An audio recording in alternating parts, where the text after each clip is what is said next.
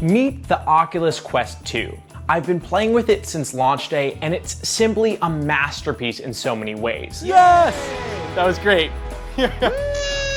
Victorious. While it does have some shortfalls, it currently is the only headset in its category, a standalone, untethered virtual reality headset.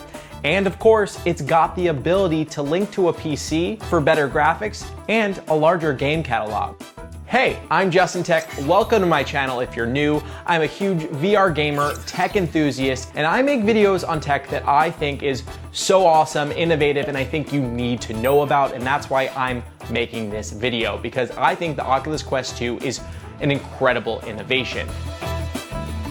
The Quest 2 starts at $299, making it the most accessible VR headset to date. If you don't own a PC, this is the easiest and cheapest way to hop into some good VR and have a blast. Today, I want to answer two questions for you. First, if you have a Quest 1, should you upgrade to the Quest 2? And secondly, if you don't have a VR headset at all, but you've been thinking about it, is the Quest 2 the right one for you? Spoiler alert, the answer is yes. Let's jump into the metaverse now.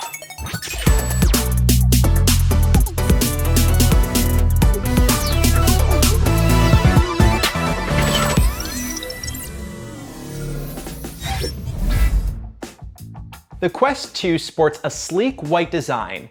It's significantly smaller and 20% lighter than its predecessor. It's made of all plastic instead of the fabric material used on Quest 1, which probably won't show as much wear and tear. It's got 4 cameras which track where you are in the room, and a cheap and removable head strap.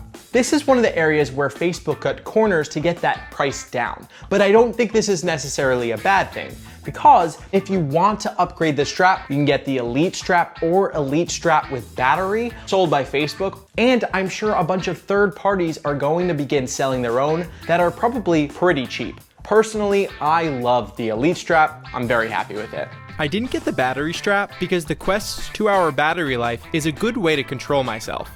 The headset has the same 2 external speakers that I use more often than not, and 1 headphone jack instead of the 2 on Quest 1, which in my opinion is not a deal breaker. Something that may be a deal breaker for you is the movement of the IPD slider. The IPD slider is what lines up the eyepieces to your pupils. That way the visuals are in focus. They've moved it into the inside where there's now 3 settings. Facebook says these should cover distances from 58 to 68 millimeters. On the original Quest, my nose would always accidentally adjust the IPD slider. Now I don't have that issue, but the issue I'm running into is that the eyepieces, because they don't move, they put pressure on my nose, which is really uncomfortable. I'm also having an issue with the included faceplate. It's much less squishy than the original Quest, and over time add a lot of pressure to my forehead that's very uncomfortable. But I found a solution, and that's using the VR Cover faceplate. This faceplate has a much more squishy cushion for your face and even has a protective nose piece that also blocks out light. I've thrown a link to that in the description. The only downside is that it isn't compatible with the Quest 2's included eyeglasses divider.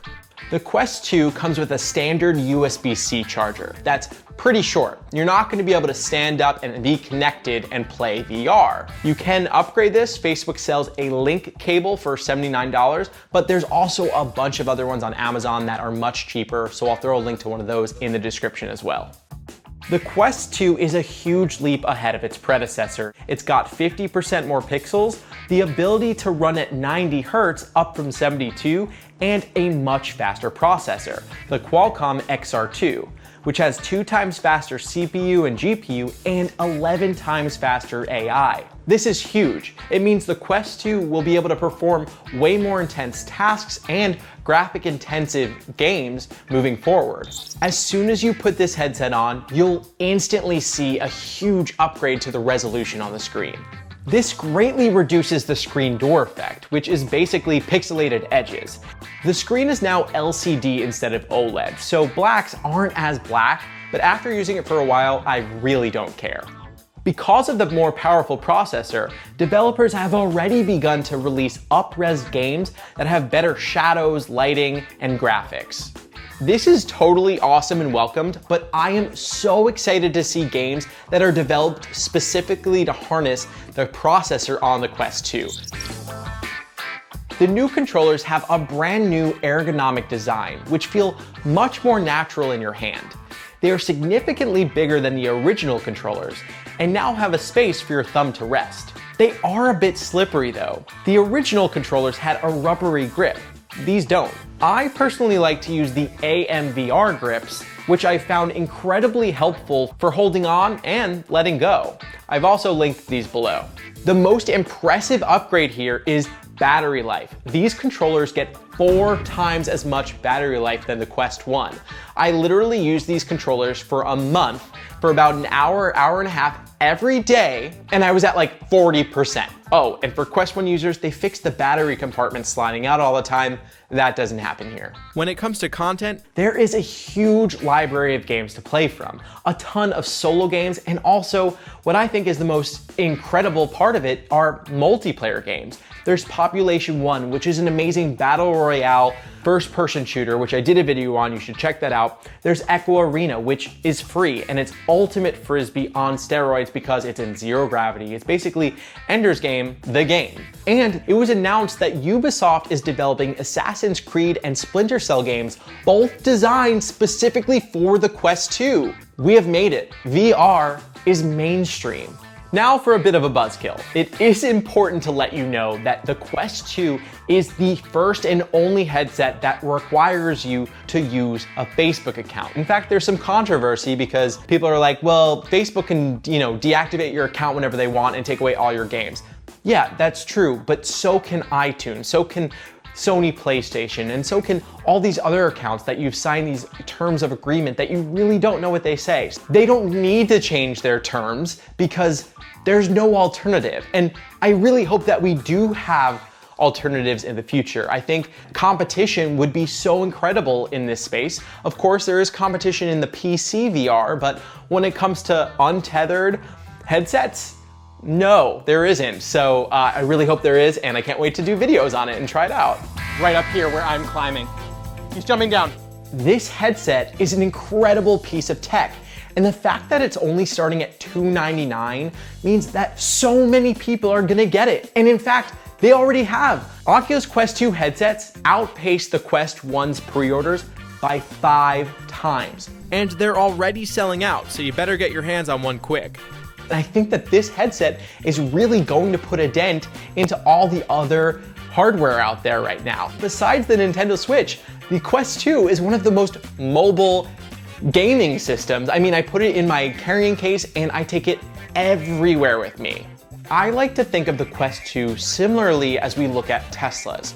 Teslas are the only car that you buy and gets better and better. With software updates. With the Quest 1, there were updates so often with some really big achievements, like being able to do PC VR by connecting it with a link cable. And a total surprise, hand tracking. And now with this headset, we just got the ability to have 90 Hertz, and games are updating for that. This is just the beginning of what Quest 2 is and will be. Facebook has a bunch of their sleeves with upgrades like the home office capabilities they showed off at Facebook Connect, and I am so here for it. Are you here for it? Make sure to subscribe to my channel and click that bell for alerts so you know when my videos drop, because I will be putting out more videos on this, don't worry. And guess what? I've teamed up with myself to give away 2 copies of my favorite VR Books sequel, Ready Player 2. They're the sequel to Ready Player 1, which is amazing. And if you saw the movie, the book is way better, doesn't even do it justice, so definitely check it out. Head over to my Instagram to enter the giveaway. Back to you, Justin.